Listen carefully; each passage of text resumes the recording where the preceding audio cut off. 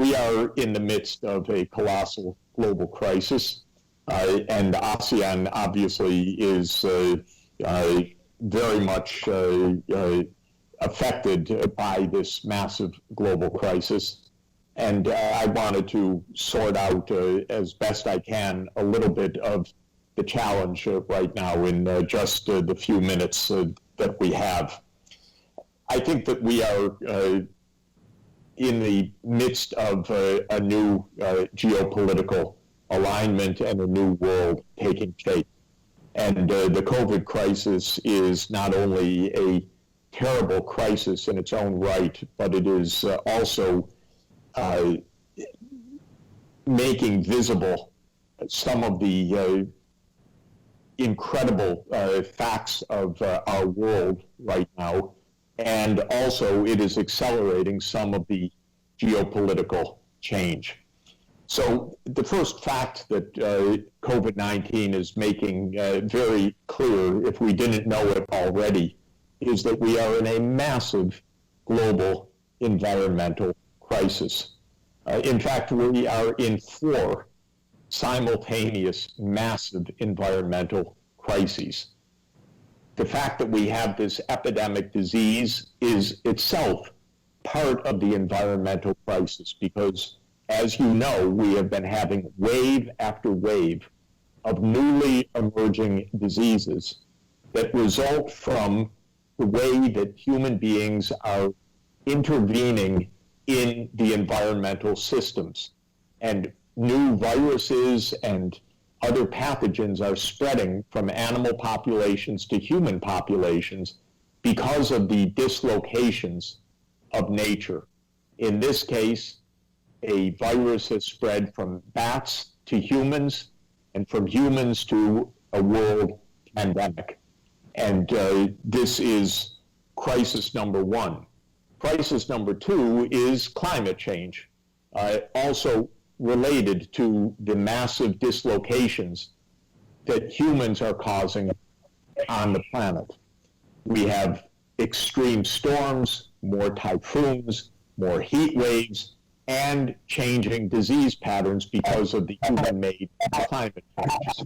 Third is massive destruction of habitat, such as the deforestation in the Philippines and the deforestation over much of Southeast Asia. And the fourth environmental crisis is mega pollution, the pollution of chemicals, the pollution of the air, the pollution of the oceans with plastics.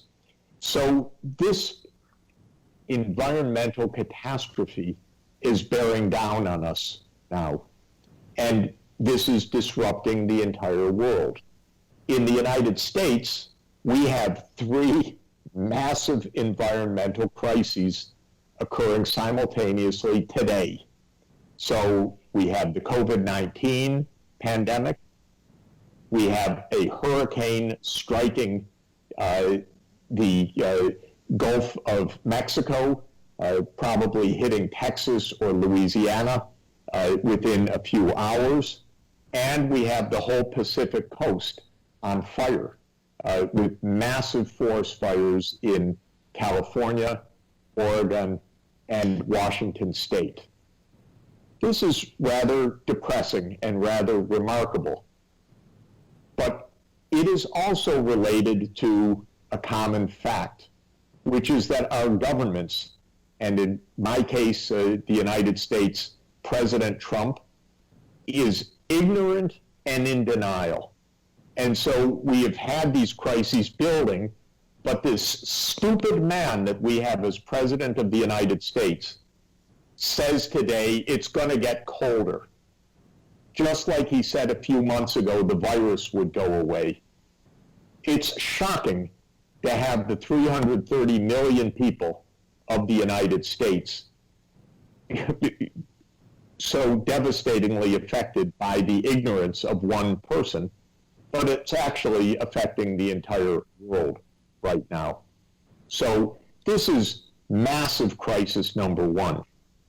Massive change number 2 is the technological changes underway. These are disrupting the whole world economy, even aside from COVID-19. The digital age is upending the way the world economy works. Those countries that are in a strong position to be leaders in the new digital era are getting ahead. Those countries that depend on labor-intensive manufacturing and are not advanced digital societies are going to fall further and further behind. And COVID-19 has accelerated dramatically the shift to the digital world. Related to these is the geopolitical change. The United States was a world leader until recently. The complete incompetence of the U.S. government, however, shows that the United States cannot lead anymore. And the nationalism and selfishness of the Trump strategy of America first shows that the United States is also not worthy of leadership anymore. At the same time, China, as a rapidly rising power, and one, incidentally, that was able to get the pandemic under control quickly, has had a rebound of the economy and growing economic strength, and I believe growing geopolitical strength as well.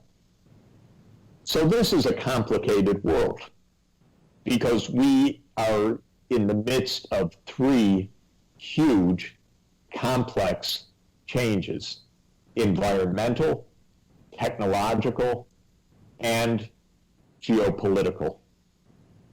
Now, if we were rational and well-governed, we would actually find a way through this without massive pain and suffering. The epidemic, for example, is itself controllable through rational policies.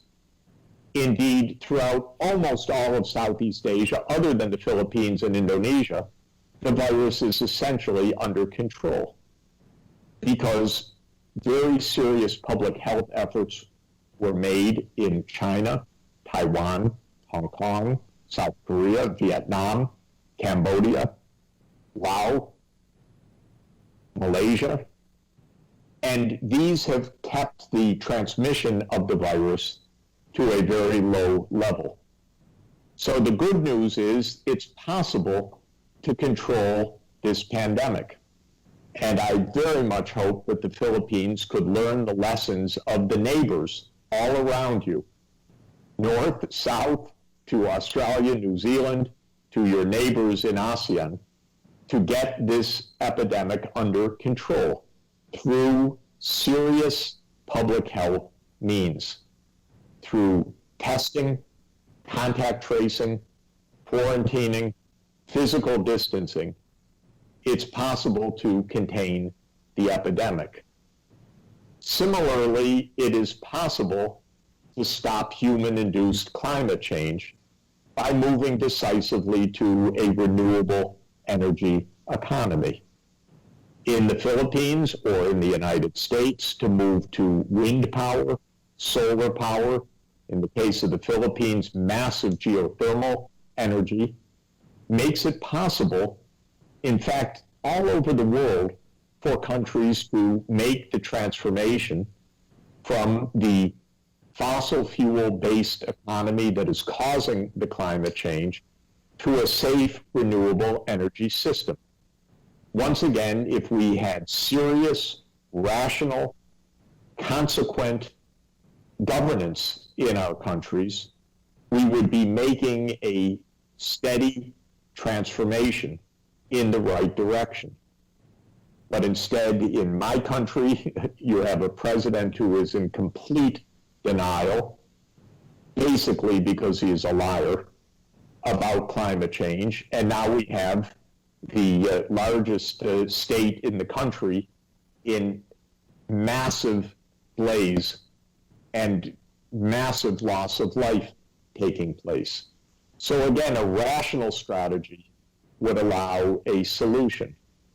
Similarly, the digital economy offers phenomenal opportunities, positive opportunities for us, because with universal access to digital technologies, it would be possible to have distance education, e-governance, e-payments, e-commerce, telemedicine, internationalization of skilled labor through online work, and so forth. And this would all tremendously facilitate economic development. But that requires a serious program of action to ensure digital coverage for all people. We don't have that in the United States, and I'm afraid that the same is true in the Philippines and in other countries as well. It's a matter of governance. So my view is actually rather straightforward, and I'm expressing it in a very short period of time because I know time is limited and I got started late because of the technology, and I apologize. Governments need coherent, professionalized strategies to implement sustainable development. Today, that starts with containing the COVID epidemic through serious public health interventions, not comprehensive lockdowns, but the measures that I spoke of earlier, which need to be systematic, data-based, and comprehensive, just like in the neighborhood of the Philippines. Second, countries need comprehensive strategies to achieve the Sustainable Development Goals. The Sustainable Development Goals are a holistic approach to ensure universal access to healthcare, education, infrastructure on a gender parity basis. And this too requires serious planning and step-by-step actions. Plans for decarbonizing the energy system, plans for universal health coverage, plans for universal completion of secondary education. And with these steps, it is possible to make serious economic breakthroughs. Again, in order to do that, one needs clear action plans, milestones, real-time data, and management for results.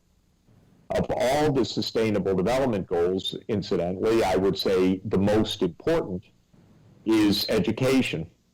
And here I would like to see the Philippines' education move to universal completion of at least secondary school, upper secondary, for all children, because this will be vital for the Philippines' well-being and its economic development in the future.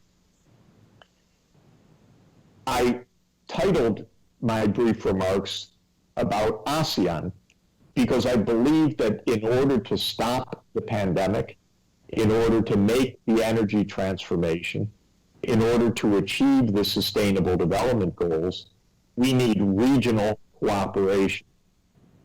We need countries working together on the energy systems, on the land management, on the data systems, and so forth.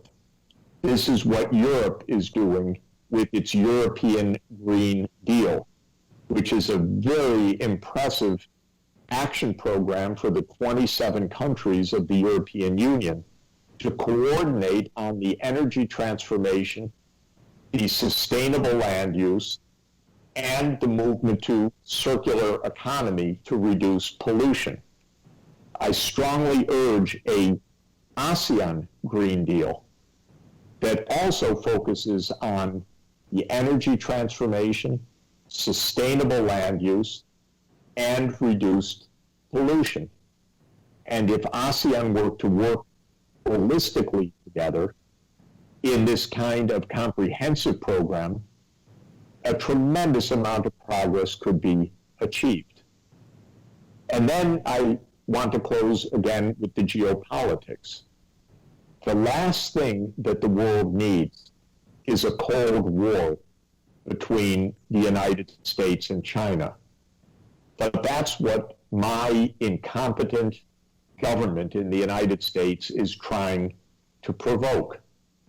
It somehow believes that by having harsh relations with China, it can get countries to line up with the United States, oppose China, and ensure American hegemony globally. Well, this is, of course, a fantasy, and a very dangerous one, and especially dangerous for ASEAN. We don't want a Cold War.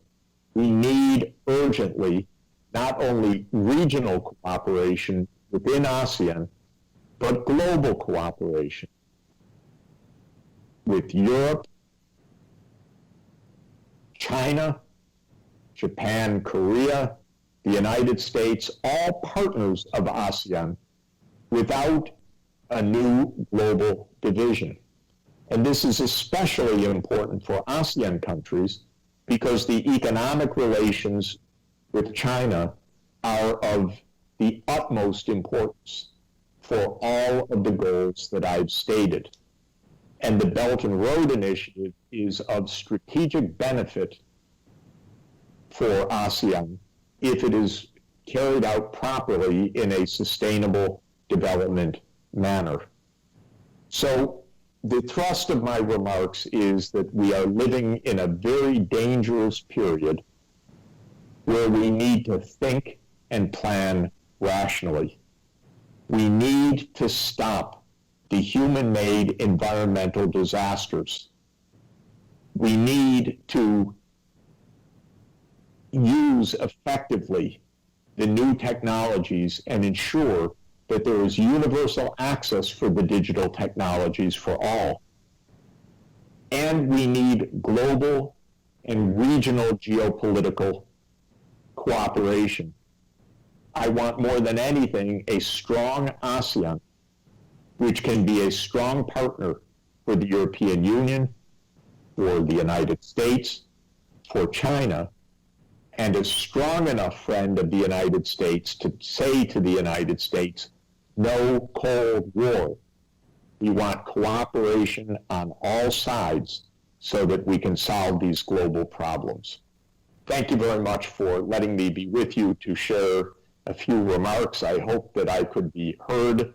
It's a pleasure to be with you, and I wish the Philippines all best efforts and best of luck in containing this terrible pandemic so that you can restore economic development and good cooperation within ASEAN and throughout the world. Thank you very much.